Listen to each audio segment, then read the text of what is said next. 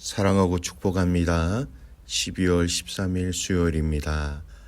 오늘 하루도 하나님 앞에서 정결하고 바르고 정직한 날이 되시기를 주님의 이름으로 축복합니다. 오늘 말씀은 고난으로 우리를 인도하시는 이유라는 제목으로 하나님의 말씀을 나누고자 합니다.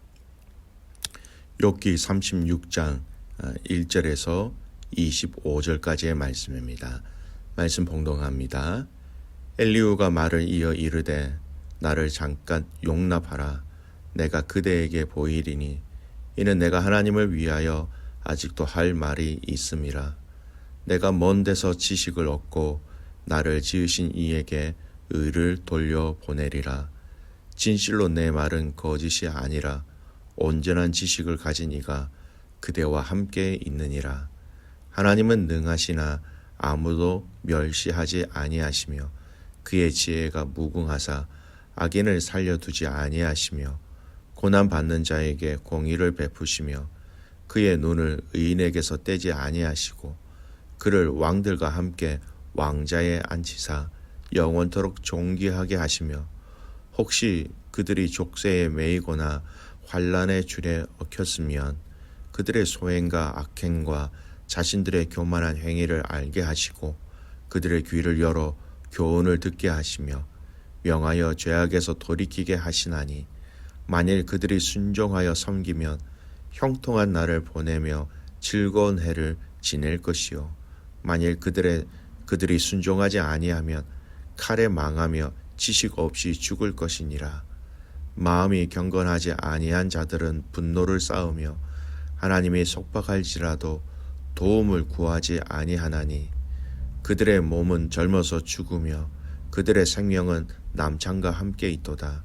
하나님은 공고한 자를 그 공고에서 구원하시며 학대당할 즈음에 그의 귀를 여시나니 그러므로 하나님이 그들을 환난에서 이끌어내사 좁지 않고 넉넉한 곳으로 옮기려 하셨은즉 무릇 그대의 상에는 기름진 것이 놓이리라.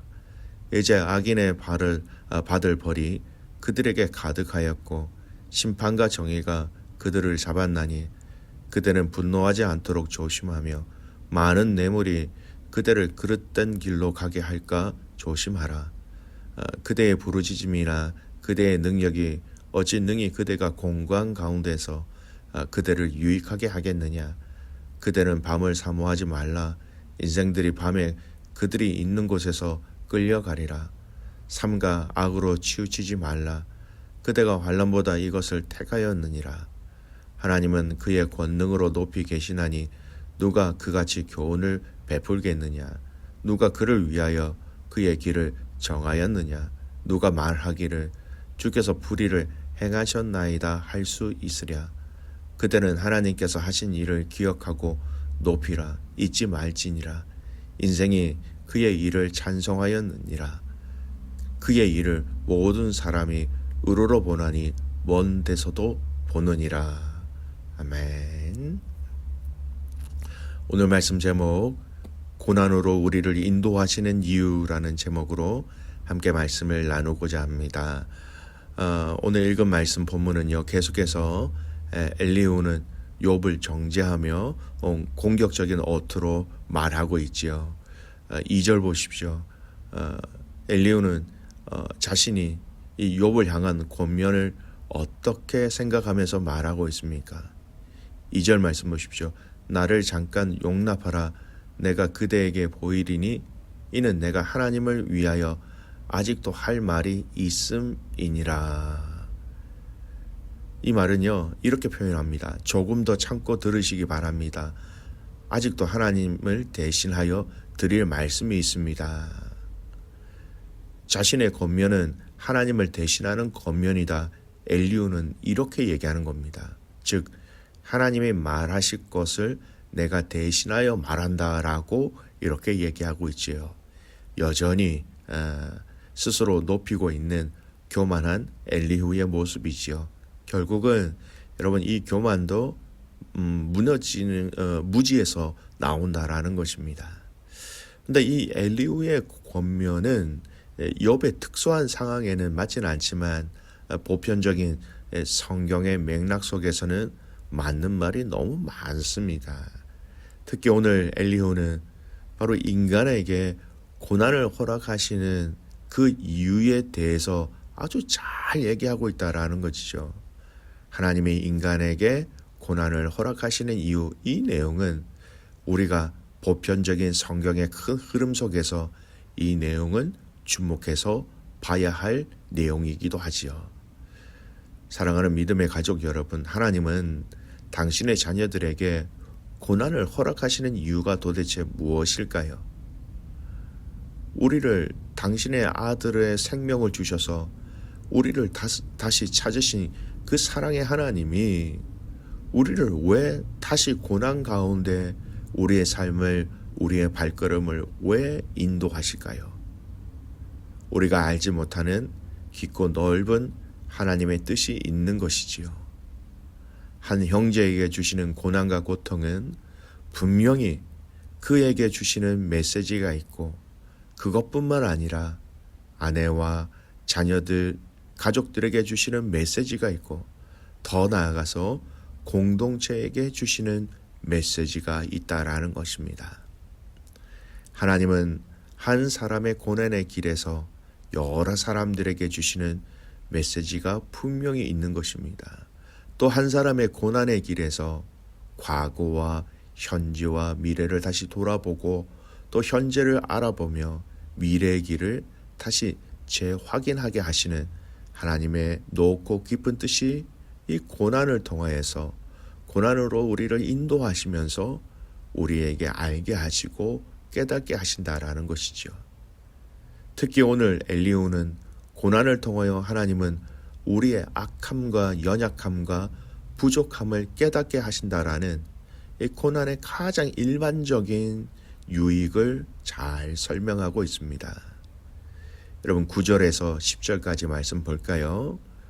그들의 소행과 악행과 자신들의 교만한 행위를 알게 하시고 그들의 귀를 열어 교훈을 듣게 하시며 명하여 죄악에서 돌이키게 하시나니. 고난을 통하여 하나님의 하시는 일이요, 인간들, 연약한 자들의 교만한 행위를 알게 하신다라는 겁니다. 아, 내가 이것을 잘못하였구나. 내가 하나님과 정말 많이 멀어졌구나. 내가 걸어가는 이 길이 하나님께서 기뻐하시는 길이 아니구나. 이러한 우리의 모습들을 바라보고 깨달을 수 있도록 하나님은 우리에게 고난이라는 길로 우리를 친히 인도하신다라는 겁니다. 여러분, 우리가 우리 자신들이 깨닫는 것은 여러분 우리의 힘으로 절대 안 된다라는 것을 기억하십시오. 내 자신이 나를 제일 잘 알아, 그렇게 사람들은 생각합니다. 내가 내 자신을 바라보면서 아는 것이 아니라 하나님이 나를 어떻게 바라보고 계시는지를 아는 것이 여러분 더 우선이 되어야 한다라는 것입니다. 믿음의 가족 여러분, 하나님의 시선으로 나를 바라보고 깨달아 알아야 하는 것, 하나님의 시선으로 여러분 깨달으면요, 그곳에 책망과 더불어 위로가 함께 있다라는 것이 여러분 하나님의 시선으로 나 자신을 깨달아 아는 자들에게 주신 하나님의 축복이라는 것입니다. 고난은 우리의 연약하고 우리의 교만과 우리의 부족함과 우리의 모든 허물들을 깨닫게 하게 하시는 하나님의 축복의 방법이다라는 겁니다. 두 번째, 돌이키기 위해서 하나님은 우리에게 고난의 길을 허락하신다라는 겁니다. 여러분, 깨닫는 것으로만 우리는 부족합니다. 깨닫는 것으로 우리의 삶에, 우리의 말에, 우리의 생각에 변화가 일어나지 않습니다. 물론 깨달아야 하겠지만 깨닫는 것으로 여러분 그칠 때가 많다라는 겁니다. 분명히 돌이키는 과정이 있어야 한다라는 것입니다. 돌이키는 것은 때로는 여러분 스탑, 그만하는 것을 포함하고 있습니다. 내가 하나님 앞에서 그동안 잘못해온 것이 있다면 그것을 하지 않는 것입니다. 하나님의 인도하시는 고난은 틀림없이 분명히 중단한다, 그만이라는 의도가 있다는 것을 우리는 알아야 합니다. 내 삶 속에서 하나님이 기뻐하시지 않는 일이 계속 진행되어지고 있다면, 그러면 하지 않는 것, 여러분, 그것이 너무나도 중요하다는 겁니다. 반대로 여러분, 하지 않았던 것을 다시 시작하는 것도 포함하고 있다는 겁니다. 과거에 하나님이 주셨던 은혜를 통하여 힘쓰고 애쓰고 노력했던 그 주님과의 깊은 관계를 여러분 다시 시작할 수 있도록 하나님께서 우리를 고난의 길로 인도하신다라는 겁니다. 여기서 우리는 한 가지 더 깊이 알아야 할 하나님의 일하심의 방법이 있습니다. 하나님은 우리가 깨닫지 못할 때, 그리고 우리가 돌이키지 못할 때 하나님이 주로 행하시는 방법이 있습니다. 바로 여러분 드러나게 하신다라는 거예요. 사람들 앞에서 부끄럽게 하실 때가 있다라는 겁니다. 그래야 그것을 제대로 깨달을 수 있고 또 돌이킬 수 있다라는 것이죠. 여러분, 죄의 특징은요, 은밀한 것을 좋아합니다. 하지만 그 죄의 특징의 은밀함을 드러내어 버리면요, 이 죄는 숨어버립니다. 도망가 버린다라는 겁니다. 어두움이 있다라는 것은 그곳에 빛이 없다라는 것이죠. 반대로 그곳에 빛이 있다라는 것은 그곳에 어둠이 없다라는 겁니다. 하나님은 깨닫지 못하고 돌이키지 못하는 연약한 자들을 향하여서 공개적으로 드러냄의 방법을 통하여서 악한 것을 깨닫게 하시고 중단하게 하시고 다시 시작하게 하시는 하나님의 방법이 있다라는 것입니다. 하나님은 때로는 이 방법을 통하여 우리 믿음의 성도들을 다시 일으키시고 세우시기도 하신다라는 것이지요. 사랑하는 믿음의 가족 여러분, 신앙생활 하다가 연약한 지체의 죄악을 하나님께서 밝히 드러내게 하실 때가 있는 겁니다. 사람들은 손가락질하고 뭐라고 얘기할 수 있겠지만 근본적으로 하나님께서 그 일을 허락하신 것은 그를 사랑하셔서 그를 일으키시고 그를 다시 회복시키시고자 하시는 하나님의 철저하고 깊은 강력한 사랑이 거기에 있다라는 것을 우리는 알아야 합니다. 마지막 엘리후의 권면을 보겠습니다. 그는 이 고난을 통하여 사람들이 해야 할 자세를 분명히 말하고 있습니다. 24절을 보십시오. 그대는 하나님께서 하신 일을 기억하고 높이라, 잊지 말지니라. 인생이 그의 일을 찬송하였느니라. 엘리후의 말은 욥에게 적용할 수 없는 말이지만 보편적인 부분에서는 그 고난 가운데 우리가 해야 할 일이 무엇인지 정확하게 말하고 있습니다. 하나님이 하신 일을 기억하고 하나님을 높이고 하나님을 찬송하는 것을 놓치지 말라라고 얘기하고 있습니다.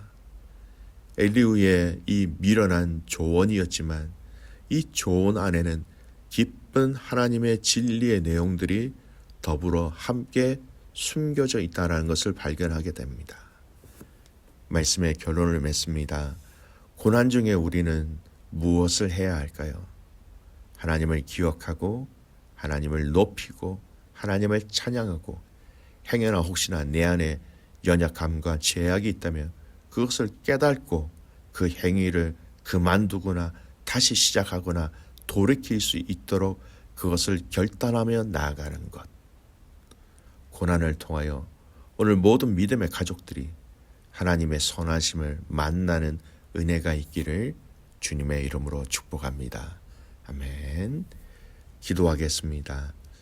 하나님 아버지, 이 엘리후의 연약한 지적 가운데서도 하나님, 우리가 고난의 길로 우리를 인도하시는 하나님의 깊은 섭리를 발견할 수 있도록 허락해 주셔서 하나님 참 감사를 드립니다. 하나님, 고난을 통하여 우리를 깨닫게 하시고 알게 하시고 또 돌이키게 하시기 위하여 우리에게 이 고난의 길을 인도하신다는 것을 알게 하시고, 또한 그러한 일들이 우리에게 있지 않다 할지라도 그 순간마다 그 고난의 길을 걸어가는 그 여정마다 하나님을 기억하고 하나님을 높이고 하나님을 잊지 말고 하나님을 찬양하는 우리의 삶 되게 하여 주시옵소서. 사랑하는 믿음의 가족들 가운데 육체와 재정과 여러 가지 상황과 환경 가운데 하나님께서 고난의 길로 이들을 인도하고 계시면 그들을 온전히 더욱더 붙잡아 주셔서 그 길을 끝까지 완주하게 하시고 그 고난의 길 가운데 하나님 알게 하시고 깨닫게 하시고 하나님 찬양하게 하시고 하나님 예배하게 하여 주시옵소서. 에버리진 단기 선교를 위하여 기도합니다. 하나님, 연약하고 부족한 우리들에게 그들을 섬길 수 있는 기회를 주셔서 하나님 참 감사를 드립니다. 그 시간을 통하여서 먼저 우리가 하나님의 은혜를 충만하게 누리게 하시고 우리를 통하여 우리의 섬김을 통하여 그리스도의 사랑이 그곳 가운데 그 아이들 가운데 흘러가게 하여 주시옵소서. 그렇게 행하실 그 주님을 신뢰하며 살아서 역사하시는 예수님의 이름으로 기도드리옵나이다. 아멘.